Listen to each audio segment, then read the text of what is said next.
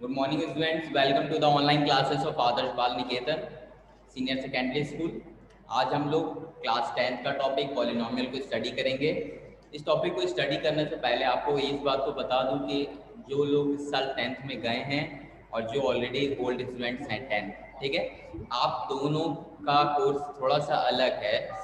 Books तो अलग है ही एनसीईआरटी की, आप लोग को जैसा पता है, ठीक है, लेकिन इसके अलावा कुछ टॉपिक ऐसे हैं जो दोनों में कॉमन है, तो उन्हीं कॉमन टॉपिक्स को मैं स्टडी कराने जा रहा हूँ पहले।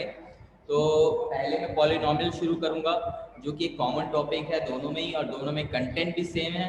और इसके रिगार्डिंग जिनके पास बुक नहीं है, मैंने नोट्स भेजे हैं व्हाट्सएप ग्रुप पर, उसे ज़रूर डाउनलोड करें, ठीक है, और फिर उसको मैच कराते जाएं। अभी मैं जो जो पढ़ा रहा हूँ वो उसी में से पढ़ाऊंगा, उसके बाहर कुछ नहीं होगा। आज हम लोग introduction of the topic, what is polynomial, how does it work, what are the functions regarding it, what are the properties, इन सभी के बारे में जानेंगे एक एक करके, ठीक है। उसके बाद हम लोग कल इस पर सवाल लगाएंगे। हाँ, एक बात ध्यान रखिएगा, पहले ही मैं बता दूं कि जो क्लास 10 ओल्ड है और जो क्लास 10 न्यू है, दोनों में जो सवाल है वो अलग अलग हो सकते हैं, बट लगाने का तरीका एक है, ठीक है। क्वेश्चन एक ही टाइप के आएंगे, क्योंकि देखिए एग्जाम में भी जो क्वेश्चन आएंगे वो बुक के तो आने वाले नहीं है, बुक के जैसे आएंगे। तो आप बस लगाना सीखिएगा सवाल, आपका फोकस सवाल को कैसे लगाना है, उसे लिखना कैसे है, कैसे समझना है, इन सब पर ध्यान होना चाहिए। ये ज़्यादा पैनिक सिचुएशन पे मत आइएगा कि ये क्वेश्चन बुक से मैच नहीं कर रहा है, ये क्वेश्चन वहाँ से मैच नहीं कर रहा है, ठीक है। आप बस सीखने पे ध्यान दीजिएगा, ठीक है, सबसे ज़्यादा ज़रूरी है सीखना। और जो भी टॉपिक बता रहा हूँ आज उसे पढ़िए। कोई भी प्रॉब्लम है, आप सबके पास मेरा कॉन्टैक्ट नंबर है, उससे ज़रूर कॉन्टैक्ट करिए, ठीक है। चलिए क्लास कंटिन्यू करते हैं। पॉलिनोमियल्स, पॉलिनोमियल्स है क्या और इसके बारे में, तो कल हम लोग ने शॉर्ट में एक बार मैं एक जनरल पॉलिनोमियल, देखिए जनरल फॉर्म और एक्चुअल फॉर्म, देखिए। हाँ, जनरल चीज़ें क्या होती है, एक जनरल फॉर्म क्या होता है, जैसे कि जनरल फॉर्म हो गया वर्ड स्टूडेंट, आप सभी लोग स्टूडेंट हैं, ठीक है, लेकिन आप सबका स्पेसिफिक नेम वो आपका स्पेशल केस है, ठीक है ना।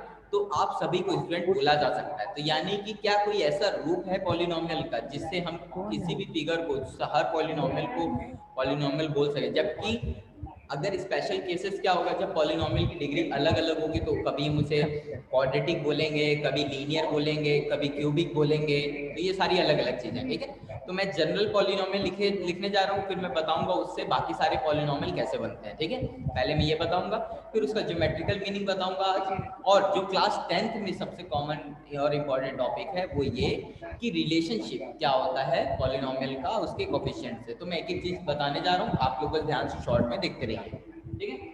और कुछ डाउट हो तो जरूर पूछिएगा।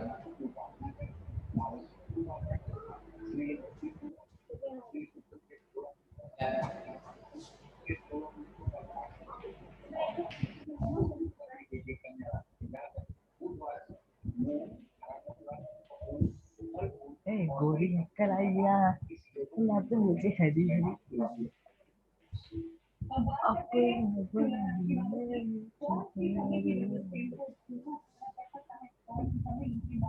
देखिए ये जनरल पॉलिनोमियल, जनरल पॉलिनोमियल इस तरह है, और इसमें इस पॉलिनोमियल में ये जो a n minus 1 a2 a1 a0 जितने भी हैं, a n minus 1 a1 a0, ये सारे के सारे क्या हैं, कोफिशिएंट।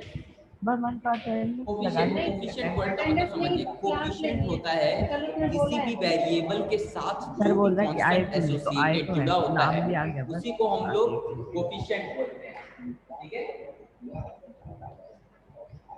किसी भी किसी भी पॉलिनोमियल में कोफिशिएंट क्या होता है, इस बात को समझिए। किसी भी पॉलिनोमियल में जो भी उसके वेरिएबल होते हैं, उस वेरिएबल के साथ जो जो कांस्टेंट प्रेजेंट हो उसी को कोफिशिएंट बोलते हैं, ठीक है।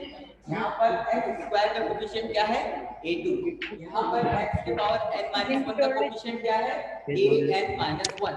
और यहाँ एक्स के पावर n का कोफिशिएंट क्या है, a है। इसी तरह यहाँ पर x का कोफिशिएंट है a1, ठीक है। तो दिख तो ना रहे,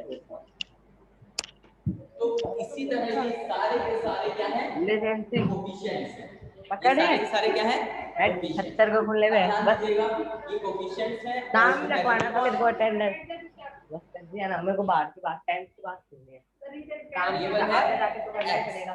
ठीक है, वेरिएबल है x। इसमें वेरिएबल कौन सा है, वो नोट्स बता वेरिएबल रहे एक्स है, कोफिशिएंट ये सारे हैं। और इसके अलावा इसमें देखिए ये चीज समझिए कि कोफिशिएंट की वैल्यू क्या होती है, ये सारी वैल्यू क्या होती है, कांस्टेंट। जिन्हें कांस्टेंट का मतलब नहीं पता वो इस तरह समझिए, कांस्टेंट क्या होता है, कांस्टेंट वो चीज होती है जो चेंज ना हो, ठीक है ना। और कांस्टेंट भी दो तरह के होते हैं, इसके बारे में हम लोग बाद में बड़ी हायर स्टडी में मैथमेटिक्स पढ़ेंगे, तब हम लोग इस बारे में जानेंगे कांस्टेंट कौन से दो तरह के होते हैं। आप भी इतना जान लीजिए कि ये कांस्टेंट है, इसकी वैल्यू एक बार जो दे दी जाएगी वो फिक्स रहेगी इंटायरली, वरना वो चेंज नहीं होगी। आपका पॉलिनोमियल, इसमें एक खास बात ये है कि polynomial of, this is the polynomial of n degree, this is the polynomial of n degree. ये क्या है, एक n डिग्री का पॉलिनोमियल है, ये n डिग्री का पॉलिनोमियल है, तो ध्यान दीजिएगा इसे n डिग्री का बोल रहे हैं। तो इस वजह से इसमें a n की वैल्यू कभी भी 0 के बराबर नहीं हो सकती। अगर 0 की वैल्यू, इसकी a n की वैल्यू 0 के बराबर कर देंगे तो क्या होगा, अगर a n की वैल्यू 0 कर देंगे तो ये पूरा का पूरा टर्म 0 हो जाएगा, यानी कि पॉलिनोमियल कितना बचेगा। तो इसमें हाईएस्ट डिग्री क्या है, n-1। तो ये पॉलिनोमियल px अब n-1 डिग्री का रहेगा, ना कि n डिग्री का। लेकिन मैंने तो कहा था कि ये n डिग्री का है, तो n डिग्री होने के लिए ये बात कंपलसरी है, n डिग्री का होने के लिए, n डिग्री का होने के लिए ये बात कंपलसरी है कि इसमें सारे के सारे कोफिशिएंट, इसमें हाईएस्ट कोफिशिएंट an 0 के बराबर ना हो, ठीक है। यही था बेसिक, इसके अलावा किसी को कोई प्रॉब्लम है तो जरूर पूछ लेना। अब देखिए ये जो पॉलिनोमियल मैंने लिखा था उसी से देख लीजिए।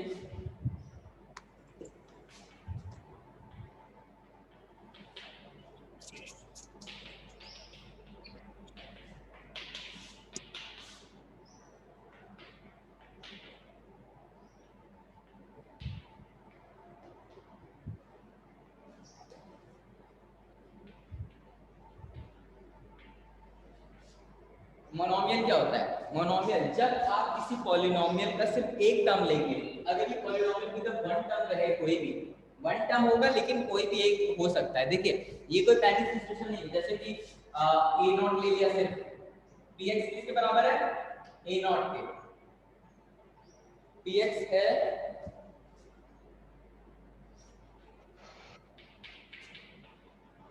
px अगर a नॉट के बराबर हो जाए तो सिर्फ एक टर्म है, तो ये पॉलिनोमियल हो जाएगा। अगर a नॉट की जगह से ये वाला होता an-1 इसके पावर n-1, ये पूरा का पूरा एक टर्म है, तो इस एक टर्म की वजह से ये मोनोमियल कहला रहा है। लेकिन अगर कोई दो टर्म आ जाए तो उसको बोलेंगे हम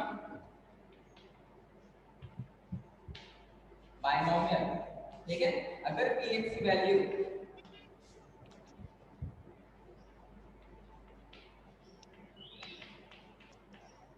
ये हो जाए, या फिर कोई px की जगह gx है पॉलिनोमियल, इसकी वैल्यू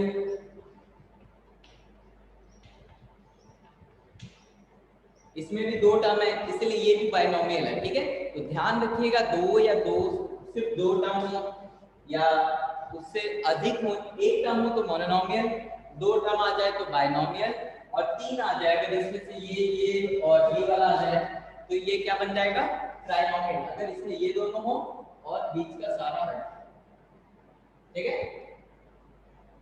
ये ट्राइनोमियल है, ठीक है। ये क्या है, ट्राइनोमियल।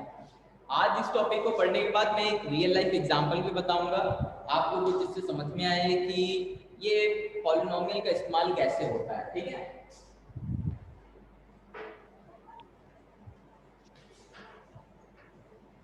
अब ध्यान दीजिएगा, ये ट्राइनोमियल, तो इसी तरह से नंबर ऑफ टर्म, जितने ज्यादा टर्म रहेंगे उतना ज्यादा वो, जैसे एक टर्म रहेगा तो मोनोमियल, दो टर्म रहेगा तो बाइनोमियल, तीन टर्म रहेगा तो ट्राइनोमियल। आपकी 9th की बुक में भी दिया है, आप लोग जरूर पढ़िए। और जिनके पास बुक नहीं है 10th की, घबराने की बात नहीं, ऑनलाइन अवेलेबल है। जिनके पास बुक नहीं है मेरे से कांटेक्ट कर लेगा, मैं बुक भी अवेलेबल ऑनलाइन करा दूंगा, ठीक है। ऐसे प्ले स्टोर और इंटरनेट पे सब अवेलेबल है आजकल, ध्यान रखिएगा। इसके अलावा अब नेक्स्ट हम लोग देखेंगे कि लीनियर हम लोग ने अभी मोनोनॉमियल टर्म्स के बेसिस पे जो पॉलिनॉमियल बनेगा वो देखा, डिग्री के बेसिस पे जो पॉलिनॉमियल बनेगा वो अब हम लोग देखेंगे। ठीक है, पहला जो है वो है लीनियर पॉलिनॉमियल।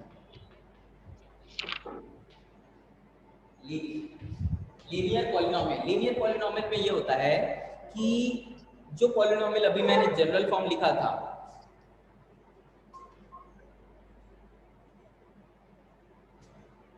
जो पॉलिनॉमियल अभी मैंने जो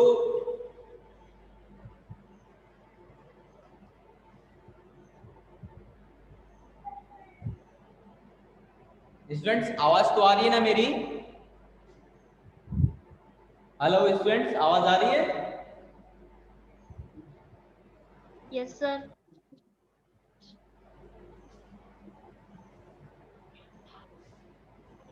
आवाज आ रही है तो रिप्लाई दीजिए एक बार। स्टूडेंट्स आवाज आ रही है तो एक बार रिप्लाई दे दीजिए। Yes sir. आ रही है सर। ओके, जिनके वे क्योंकि यहाँ से सब सारी टेक्निकल अरेंजमेंट ठीक है, अगर फिर भी आपके पास वॉइस नहीं आ रही है तो एक बार माइक वगैरह आप लोग अपना चेक करिएगा, और इन केस अभी भी नहीं आ रहा है तो मैं वीडियो भी अभी सेंड करूंगा, आप लोग उसे देख लीजिएगा। लेकिन तब तक मैंने जो नोट्स दिया है उसे और मैं जो बोर्ड पे लिख रहा हूँ उसे मैच कराते रहिएगा, आप लोग को समझ में आ जाएगा। ठीक है, और बाकी कॉन्टेक्ट कर सकते बाद में। ध्यान रखिएगा, लीनियर पॉलिनोमियल क्या होता है? लीनियर पॉलिनोमियल में अभी हम लोग टर्म्स के बेसिस पर देख रहे थे। टर्म्स के बेसिस पर तीन तरह के पॉलिनोमियल हम लोग ने देखे, monomial, monomial, binomial and trinomial. अब हम लोग देखेंगे डिग्री के बेसिस पे। किसके बेसिस पे? Degree. Degree degree linear polynomial में होता है जब n की वैल्यू क्या होता है? हम लोग ने अभी n डिग्री का पॉलिनोमियल लिखा था ना, अगर हम उसमें n की वैल्यू 1 रख देते हैं, रख देंगे, यहाँ ध्यान देखें,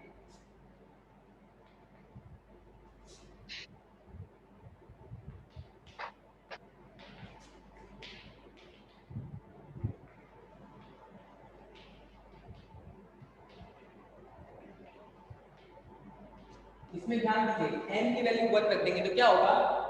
a1 x1, यहाँ n की वैल्यू 1 रखेंगे तो 1 - 1 0, a0 x0 प्लस, अब आगे कुछ होगा ही नहीं, ये देखिए x के पावर 0 यानी 1, 1 × a0 a0,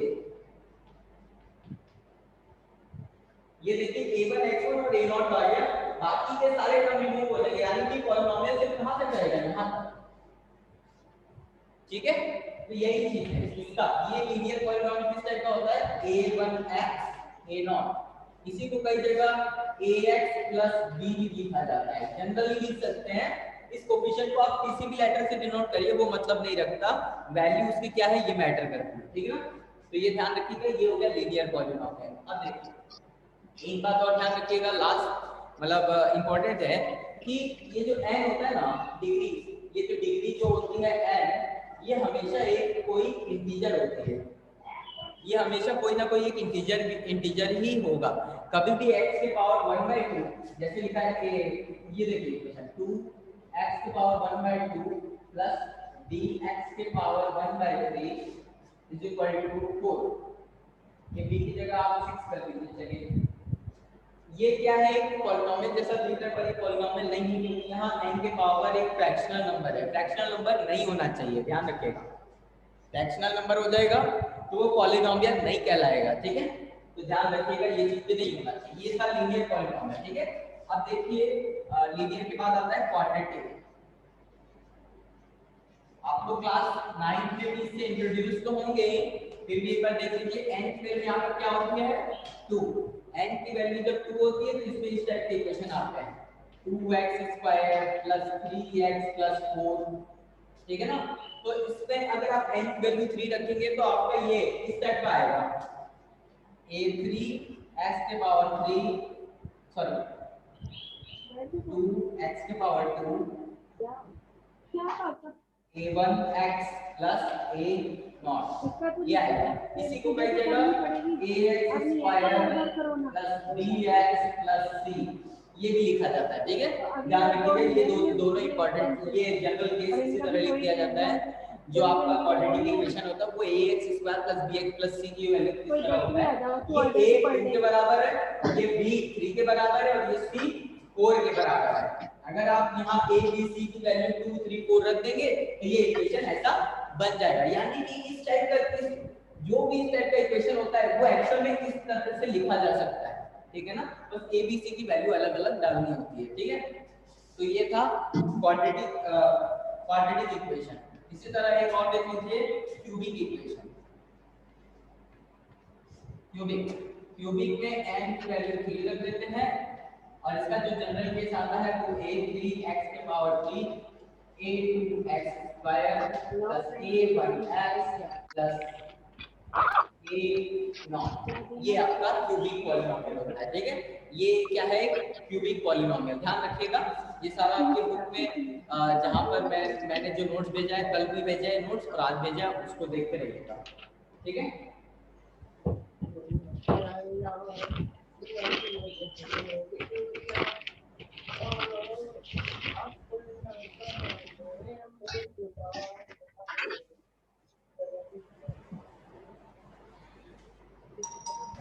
अब ध्यान दीजिए, अब हम लोग ये देखेंगे कि जीरोस ऑफ अ पॉलिनोमियल क्या होता है, ठीक है। अब हम लोग क्या देखेंगे, जीरोस ऑफ अ पॉलिनोमियल क्या होता है। जिन्होंने अटेंडेंस नहीं दी है व्हाट्सएप ग्रुप पे जरूर अटेंडेंस दे देगा, ठीक है।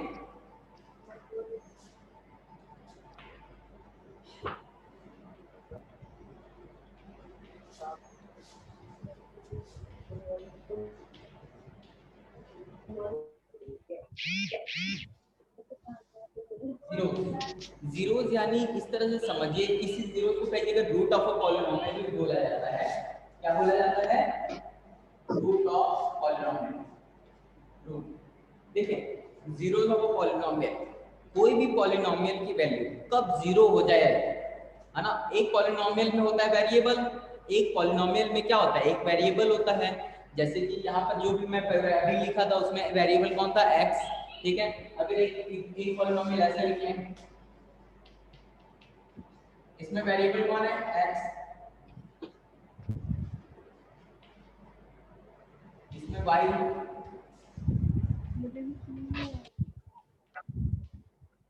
इसमें भी x है वेरिएबल। तो आप x की अपने मनचाही वैल्यू डाल सकते हैं इसमें, लेकिन ऐसी कौन सी वैल्यू डालें कि इसका आंसर जीरो हो जाए। वो होता है उस x की वैल्यू को हम लोग बोलेंगे जीरोस ऑफ अ पॉलिनोमियल। ऐसी वैल्यू x की जिसमें दिया गया पॉलिनोमियल px जीरो के बराबर हो जाए। यानी कि अगर px कोई पॉलिनोमियल दिया है, जैसे px कोई पॉलिनोमियल दिया, चाहे ये वाला चाहे ये px कोई पॉलिनोमियल दिया है, तो अगर कोई x की वैल्यू a डाली जाए तो उस पॉलिनोमियल की वैल्यू a पर क्या हो जाए, जीरो, ठीक है। एक एग्जांपल करके दिखा रहा हूं, आप इस तरह से समझिएगा, इस चीज को ध्यान में रखिएगा, ठीक है। ऐसे अगर आपका px है 4x प्लस 4, ठीक है, 4x प्लस 4, 4x प्लस 4। अगर आपका पॉलिनोमियल है 4x प्लस 4, तो इसमें अगर x की वैल्यू आप डालेंगे, क्या डालेंगे, x की वैल्यू -4/4, ठीक है। अगर x की वैल्यू -4/4 डालें तो देख लीजिए p = -4/4 4 into -4/4 प्लस 4, 4 से 4 कैंसिल, -4 प्लस 4, यहाँ पर बने -4 प्लस 4 इक्वल टू 0। यानी कि p at -4/4 यही चीज, ठीक है ना। तो ये देखिए इसी दिए गए पॉलिनोमियल px के लिए x इक्वल टू x -4/4 एक ऐसी वैल्यू है p at -4/4, मतलब कोई function at -4/4 is equal to 0 के बराबर हो जाएगा, इसके 0 के बराबर हो जाएगा। तो यही चीज है। तो ये जो वैल्यू है यही हमारी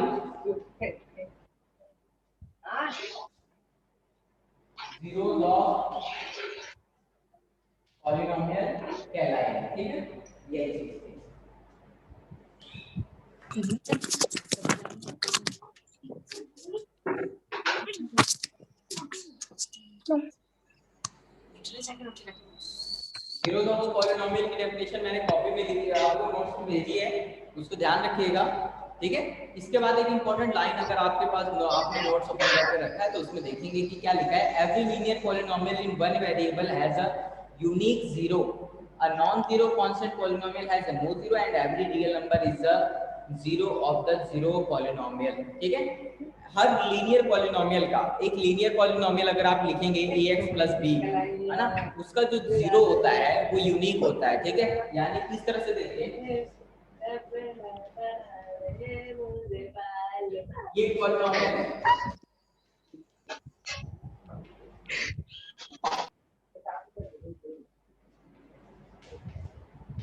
ये एक लीनियर पॉलिनोमियल है। इस लीनियर पॉलिनोमियल में x की क्या वैल्यू डालें कि ये जीरो आने लगे, ठीक है। x की क्या वैल्यू डाले जाए कि ये जीरो आए, तो देखिए x की वैल्यू अगर हम लोग -3/2 रखेंगे, ठीक है, तो x की वैल्यू -3/2 रखेंगे तो इस पूरे का आंसर जीरो आने लगेगा। लेकिन एक बात बताइए, क्या इस x की वैल्यू -3/2 के अलावा कोई और वैल्यू है जिसके लिए जीरो आए? सोचिएगा, एक्चुअल में इसका कोई -3/2 के अलावा और कोई वैल्यू नहीं है जिसके लिए px की वैल्यू जीरो आने लगे। तो यानी कि ये जो जीरोस ऑफ अ पॉलिनोमियल है, लीनियर पॉलिनोमियल के केस में जो जीरो ऑफ अ पॉलिनोमियल होता है वो एक अकेला होता है, इसके अलावा और कोई वैल्यू नहीं होती, यानी कि ये वैल्यू यूनिक होती है, ठीक है। सिर्फ यही एक वैल्यू होती है जिस पर ये px की वैल्यू जीरो आ सकती है, लेकिन क्वाड्रेटिक में ऐसा नहीं होता है, क्वाड्रेटिक में ऐसा नहीं होता है। याद करिए, जैसे कि आपने एक क्वाड्रेटिक इक्वेशन लिखा,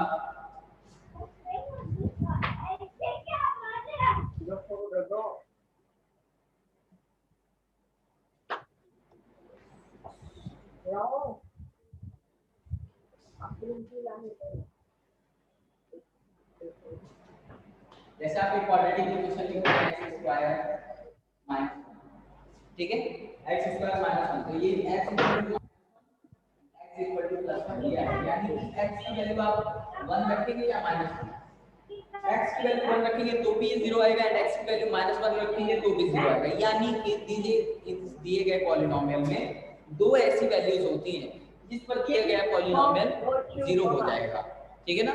तो यही है एग्जांपल इसका एक, कि ये सिर्फ लीनियर पॉलिनोमियल में वैल्यू की यूनिक आंसर यूनिक होता है, हर केस में यूनिक नहीं होता है।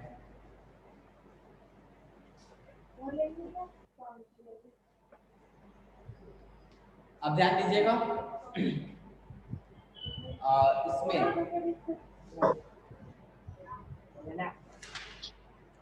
तो एक बात ध्यान दीजिए कि ये जो 2x प्लस 3 था,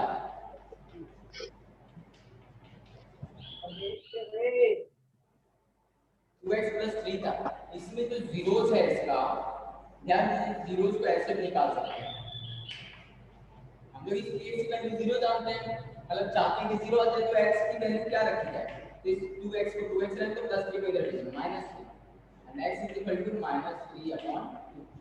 ये -3 है क्या, ये -3 इज कोएफिशिएंट ऑफ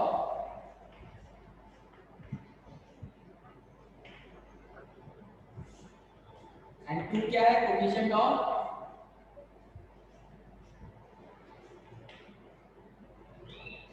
तो इससे क्या समझ में आ रहा है, इससे हमें ये समझ में आ रहा है कि जो जीरोस है वो कोएफिशिएंट से रिलेटेड होता है। ये जो जीरो है ना, ये जीरोस ऑफ पॉलिनोमियल है, अभी हम लोग ने देखा, ये जीरोस ऑफ पॉलिनोमियल कोएफिशिएंट से रिलेटेड होता है किसी लीनियर इक्वेशन के। देखो 2 और 3 कोएफिशिएंट्स हैं, और देखो यहाँ पे 2 और 3 आ रहा है ना, और ये जीरोस ऑफ पॉलिनोमियल है ऑलरेडी, तो यानी कि जो जीरोस होता है px की वैल्यू, जिस x के लिए ये px की वैल्यू 0 होगी वो कोएफिशिएंट से रिलेटेड होगी। ये देखिए यहाँ पर साफ नजर आ रहा है, ठीक है, यहाँ पर ये जीरोस ऑफ पॉलिनोमियल कोएफिशिएंट से रिलेटेड है। बहुत इंपॉर्टेंट है ये, क्योंकि अगले टॉपिक को समझने में मदद करेगा, ठीक है।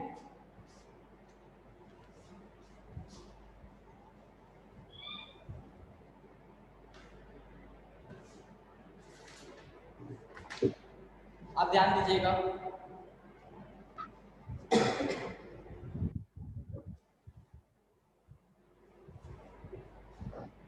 जीरोस ऑफ अ पॉलिनोमियल आपने देखा कि लीनियर इक्वेशन में ये क्या था, 2x+3 एक लीनियर इक्वेशन था। लीनियर इक्वेशन में zeros of a polynomial coefficient से रिलेटेड होता है। तो क्या ऐसा क्वाड्रेटिक इक्वेशन में भी होता है, और क्या ऐसा क्यूबिक इक्वेशन में भी होता है, और अगर होता है तो कैसे? और दूसरी चीज कि ज्योमेट्री में इसका मतलब रियल लाइफ में क्या मीनिंग है, ठीक है? तो एक एक करके हम लोग जानेंगे इस चीज को। तो देखो तो बिस्किट का पैकेट है। क्या हुआ, क्या हो गया?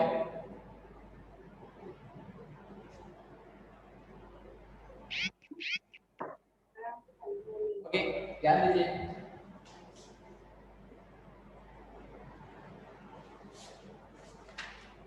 पहले देखिए रिलेशनशिप।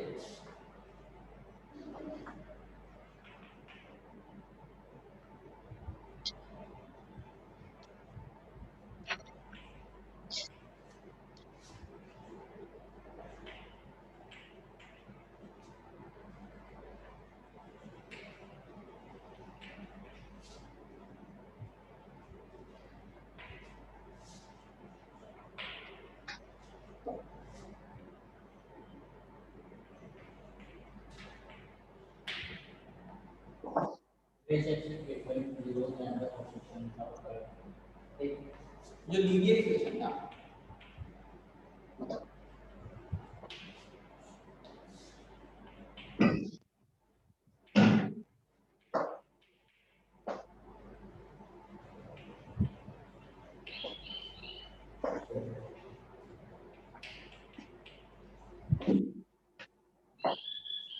ये देखिए जो लीनियर इक्वेशन है px,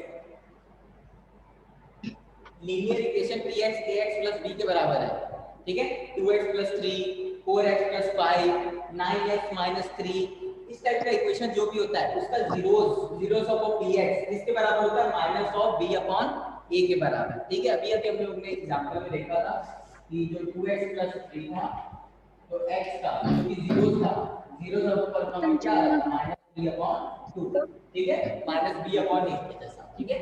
इसी तरह लीनियर के बाद आता है क्वाड्रेटिक।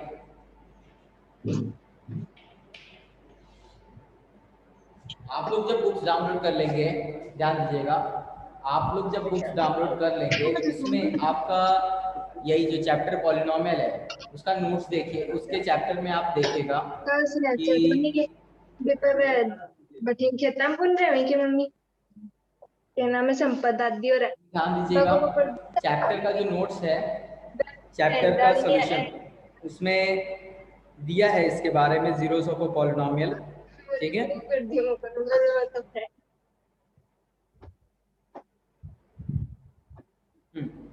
एक ये वाला देखिए 2x² माइनस 8x, जैसे एक एग्जांपल लेंगे 2x² माइनस 8x प्लस 6, ठीक है? 2x² माइनस 8x प्लस 6, इसको सॉल्व करेंगे कैसे? बाय स्प्लिटिंग मेथड हम लोग ने पढ़ा है 2x² 2 6 2 12x² तो माइनस ऑफ इसको किसी करें 6 2 minus 6x and minus 2x plus 6, इसको सॉल्व कर लेते हैं। 2x कॉमन ले लीजिए, x minus 3 minus 2x minus 3, यानी क्या है x माइनस 3 एंड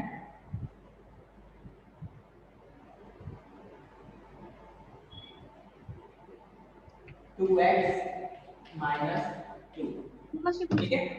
ये आ गया, इसको सॉल्व करेंगे, इसको और सॉल्व इसमें से कॉमन ले सकते हैं 2 times of x minus 3 and x minus 1।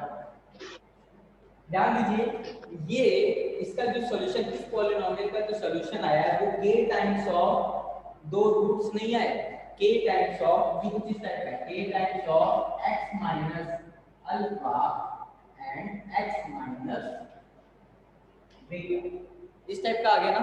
ये अल्फा बीटा है क्या? रूट्स है। ये अल्फा और बीटा क्या है? रूट्स। तो इसी वजह से इसी तरह यानी कि किसी भी पॉलिनोमियल का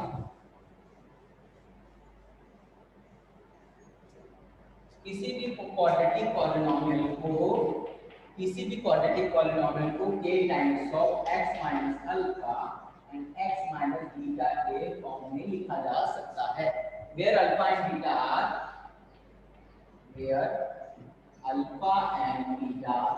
आर रूट्स।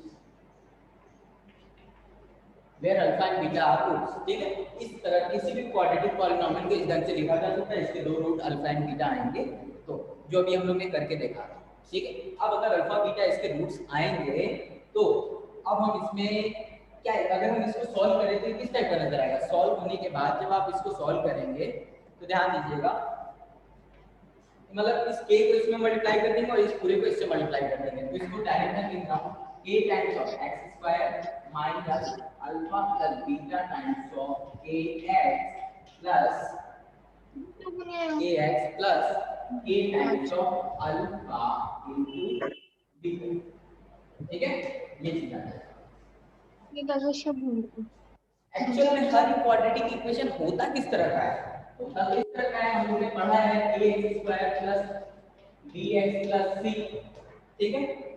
यानी कि हर एक क्वाड्रेटिक इक्वेशन जो है ax square plus bx plus c के टाइप का होता है। अगर उसके रूट अल्फा और बीटा हैं तो उसे इस ढंग से लिखा जा सकता है और इसको सॉल्व करने के बाद ऐसे लिखा जा सकता है। तो अगर ये x स्क्वायर एक जैसा है तो ये a एक के बराबर होना चाहिए ना, वही चीज, तो ध्यान रखना इसमें से आप पूरे में से या तो पूरे में से k कॉमन निकाल दीजिए और फिर जब इसको कंपेयर कराएंगे तो ये देखिए अल्फा प्लस बीटा देखिए किसके बराबर है, ये अल्फा प्लस बीटा, इस पूरे में से k निकाल दीजिए कॉमन और इसके नीचे भेज दीजिए, ठीक है ना। या इसमें से a कॉमन निकाल दीजिए, इसमें से a कॉमन निकाल दीजिए, इसमें भेज दिए तो ये आ जाएगा alpha plus beta is equal to minus of b upon a, ठीक है ना। आप इसमें से एक कॉमन निकालेंगे और इसके नीचे भेज देंगे, ठीक है। And alpha into beta is equal to alpha और बीटा किसके बराबर आ जाएगा, वो आ जाएगा आपके alpha into beta c upon a के बराबर, ठीक है। Alpha into beta c upon a के बराबर हो जाएगा। तो ये ध्यान रखिएगा, sum of root is minus b by a and multiplication of root is c by a। ये चीज दोनों चीजें इंपॉर्टेंट है, बहुत ध्यान रखिएगा, इसी का आगे यूज होगा। हम लोग कल सवाल लगाएंगे वो भी इसी से होगा।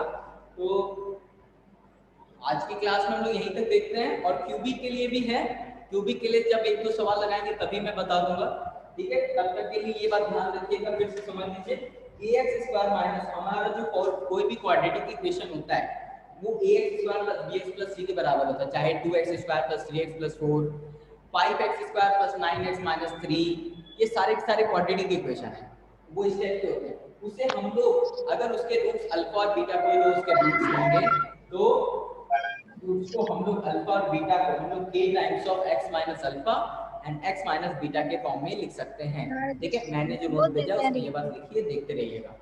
और उस k square minus alpha plus beta के उसको जब सॉल्व करेंगे तो इस टाइप का आ जाएगा, ठीक है ना। अब इसे हम लोग कंपेयर करेंगे, निकालेंगे और इसके नीचे भेज देंगे, ठीक है ना। तो ये क्या आ जाएगा, अल्फा प्लस बीटा, ये b अपॉन a किसके बराबर आएगा, अल्फा प्लस बीटा के, ये a के बराबर है ना, k तो कॉमन हो जाएगा, a कैंसिल हो जाएगा और alpha plus beta minus b upon a के बराबर होगा, alpha into beta c upon a के बराबर होगा, ठीक है। अगर इसको यहाँ पर भी किसी को प्रॉब्लम है कि कैसे ये आ रहा है तो पूछ लेगा, मैं नेक्स्ट क्लास में बता दूंगा या तो। और आज की क्लास के लिए इतना ही, thank you for the class and जो भी हो आप लोग पढ़ते रहिए। देखिए हैबिट बनी रहेगी तो पढ़ाई करने में प्रॉब्लम नहीं होगी, वरना स्कूल खुलेगा फिर आपको 1 महीने लग जाएंगे उसे कवर करने में, क्योंकि एक माहौल सेट होने में टाइम लगता है, ठीक है ना। स्टडी का माहौल सेट होने में टाइम लगता है और माहौल अभी ऐसा है आप जान रहे हैं। तो आप लोग अपनी पढ़ाई कंटिन्यू रखिए, आपके टीचर्स आपके साथ हैं, कोई भी प्रॉब्लम हो जरूर कांटेक्ट करिए उनको अपने हक से, ठीक है। Thank you for the class, enjoy.